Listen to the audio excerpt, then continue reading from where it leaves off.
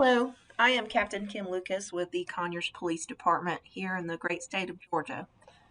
We would like to share with you the honor and the privilege that Captain Jackie Dunn and I had in spending some time with a couple of members from the Levett family. Our interview brought us to the George W. Levett Sr. and Sons funeral home, of course, here in Conyers. Certainly, the Levett family name is widely known throughout Rockdale County and beyond, but you may wonder what uniquely special contribution they had to the history of Conyers Police Department. Let us go speak with them and find out. So first of all, thank you guys so much for meeting with me today. Of course, I'm Captain Kim Lucas with Conyers Police Department, and anyone who's been around Conyers long enough is very familiar with the Levett family, but if you wouldn't mind just introducing yourselves to our audience here. I'm George Levett Jr. Also serve as the funeral director here at the corner for Rockdale County. I'm Jerome Levett, the oldest of the Levett family. Great. So, folks might be wondering why Conyers Police Department's here at the funeral home, but of course this is Black History Month, and we couldn't think of anyone better to highlight than George Levett Sr. So that's why we're here today. And would you, being the oldest, do you want to describe how important he was and what impact he had at the Conyers Police Department?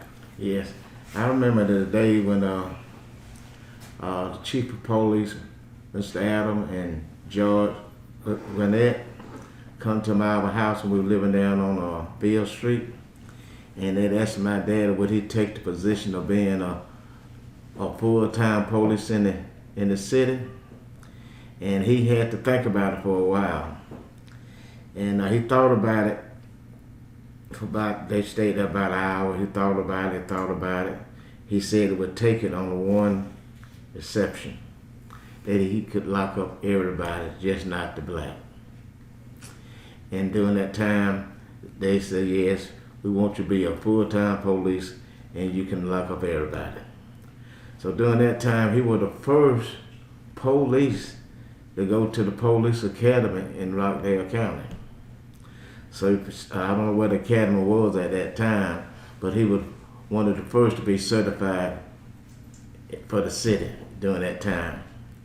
And he started, I think, about a month after that, after he went and got certified and all. I think he served he was 72 or 73 up to about 85, George. And everybody liked him, black and white. They were crazy about it because he treated everybody equal. Mm-hmm. And he went all out the way to try to help everybody. A lot of time they would say he would lock them up, then he'd go back and burn them out. So everybody was crazy about it. But why do you think Chief Adams and others went directly to him to make that proposal? I think they were looking at, during that time, my dad, he was still in film business, so he had to juggle his job around between the police and the film. So during that time, we wasn't doing a whole lot of calls, so it was easy to be a police too. So I think they were looking at citizens that been around for a while, and that people in this county, in the city, respected black or white. And I think they were looking for somebody on that status. That's fantastic. So that was 1972. Right. Which really, it doesn't seem like that much, that long ago, which is very surprising. But do you think that kind of paved the way for you to, be in a public service type role, or was that an influence on you at all? Oh yeah, definitely it was. Just growing up in the household and him already being a funeral director, being a business person, we already had connections with community, and along with that, he was teaching us not just being in business, but actually affecting and making a difference in your community. That's something that he did as a police officer, as my brother was explaining a little earlier. That's what he really did. That's what he strived to do. and to make sure that everybody had a fair chance at life, and even when you made mistakes, that your mistakes didn't have to be the last, that you could get up from your mistakes. One thing that he taught us as being a police officer is that opportunities come, and you have to make the best of your opportunities. And when he juggled his business and the funeral business, I did not realize as a child, the impact that he would make on the city of Conyers, on the county of Rockdale. He made such an impact because, as he was saying earlier, he was the first certified police officer in the city of Conyers. He told me, he said, son, I got trained. He said, I came back and I trained the officers in the city of Conyers. He said the chief didn't even have certification at the time. So he was the first certified officer. I said, wow, that's a milestone. Not realizing what a milestone was until he had passed away and we started to look over everything. And just serving the community was really what he wanted to do, and it's what he did. And enjoyed it, I'm sure. Oh, he did. Do y'all have any memories of just some stories he liked to tell back then, or some successes, or highs, even lows? I think my dad had been on the force about 3 or 4 months, and they had a bank robbery on West Avenue at the bank, and the guy ran behind the woods down toward Taylor Street and ran by Bobby Davis Funeral Home. And my dad and Mr. Adams, they accompanied him, this guy, at an old house there. And Mr. Adams, my dad, was in the paper for catching the bank robber. And then another thing too, during that time, you didn't have a whole lot of runaway kids. When at any time a runaway kid come to Rockdale County, you didn't have defects like you have now, where you can catch kids, put them up. The city would get my daddy and bring the runaway kids down to our house, and we would take care of them. Wow. I remember at least 3 kids my daddy took care of till they contacted the parents, and parents would come and got them. And I thank my dad for that, because a lot of them families wrote back years back and congratulated my dad for taking care of. Most of them were girls, wasn't boys. All of them were young ladies. Sure. And y'all had a full house anyway. We had a full house. He made room. I was grown at the time, but he was small, and it made room for him. That's amazing. What do you think your father would think about the current climate here today, and how he could probably impact, giving police a good image to those that might have a negative spin on, what all's going on in the environment? Well, I think during that time, people respected the police, and the police respected them. Like today, it's just a whole different world. People don't respect the police, and the police don't respect them. But during that time, when the police told you to do something, you didn't talk back. And everybody respected everybody, and I think that calmed the storm during that time. And like I said, everybody respected my dad, and like I said, he locked up a lot of folks, and he went back and picked them up, got them out of jail. That's fantastic. And I think another thing on that, if he could see the reality of what is happening now, I think it would look at so many of the individuals he gave opportunity, because he brought other people onto the force once he came on, people that you would never think would think about becoming a policeman. He brought them on. I remember Jude Akins, he brought him on. I remember, I think Jerry Hill, he brought him on, and there was just so many people that he brought in on the force. They didn't stay long, but some of them, really got an opportunity. He was always trying to give people the opportunity and to show the importance of law enforcement in our cities, and that law enforcement was really your friend. That they were protecting you and looking out for you. Sure. So, and he made that an example by, as my brother said, sometimes he would arrest people, let them sit in jail overnight, and then the next morning he would go and bail them out. When he got off, he would bail them out. If it wasn't anything bad. So yeah. That's very special.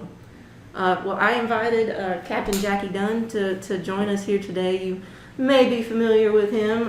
He's been around a little while longer than I have, so I think he might be able to remember some things that I don't quite remember and have that conversation with you guys. So, Captain, how long have you been with Conyers Police I Department? started in '85, and I was trying to think. I don't know if he was still working for us on a part-time or if he was doing something for the He had just Sheriff's started with the Department. Sheriff's Department Right. in '85. I think That's it what I was. thought. About 84, 85, he went with the Sheriff's Department. Right. But I grew up police-wise hearing she-bug stories, and of course I had A.G. Giles was my sergeant forever, and I know he came along after she-bug there, and of course Eric and Grote were in our reserve unit. That's correct. I've always had Levetts around me in law enforcement and or people. And you mentioned Duke Aikens, worked with Eddie a long time. Love Eddie. Brad Flanagan, another officer that was around back then. Yep. Lots of good people. And I think there was another officer. He stayed Harold out there. Manning was an officer too. Who? Was Harold Manning? Yeah, they was back in '63. You had black police just on the weekend, and they worked for Schumann and Mann, and they can only patrol the black community, and their only arrest were black. And I think they were from '63 to about '64, '65. And then I think around about 66 or 67, Harry Manners and Shug Millsap came on. Oh wow! And all these officers just worked on the weekend, and all they could do arrest blacks. And like if you got in a certain incident where you think you really got out of hand, they arrest some whites. But most of all they could do was arrest blacks. And I think Manners and Millsap state police to them around about 70 or 71. And then we brought my dad on as full time. Like I say, he was the first full time, but all the other guys were weekend. Wow. You mentioned she-bug, but we hadn't addressed that. Was that a common nickname? Everybody knew him as She-Bug. That's what I knew him about. I probably worked here for 5 or 10 years before I knew his real name. Yes, everybody knew him as She-Bug. Some people didn't even know his name was George Levett. Right. And even to this day, people still refer to him as Mr. She-Bug. Oh, right. Matter of fact, about 20 years ago, this lady's son died at Grote Hospital. And she told the hospital called She-Bug Funeral Home. And they looked up, couldn't find no She-Bug Funeral Home nowhere. So they called around to the other funeral home in Conyers. They said, no, that ain't She-Bug Funeral Home, this Levett Funeral Home.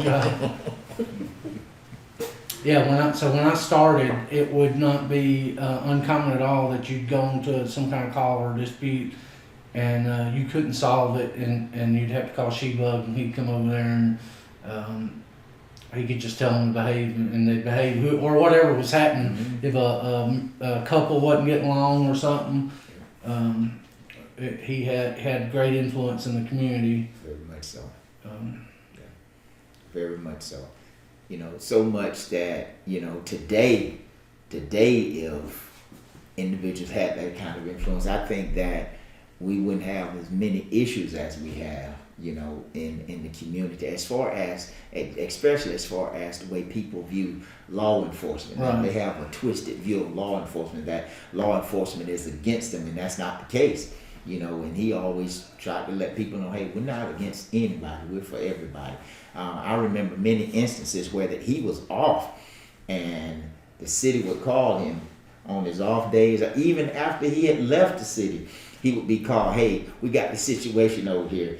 Can you come and talk to these individuals? Right. And he would go and talk to them, and he would tell me situation. Well, he's gone now, so he wouldn't mind me telling there was a situation where there was a young man that was being rowdy, and they could not get him under control. He had practically beat up all the police department, city of Conyers, and they called my dad and said, hey, Mr. Levett, this guy is really fighting us. We don't want to have to use lethal force on him. Can you come over here before it really gets out of hand?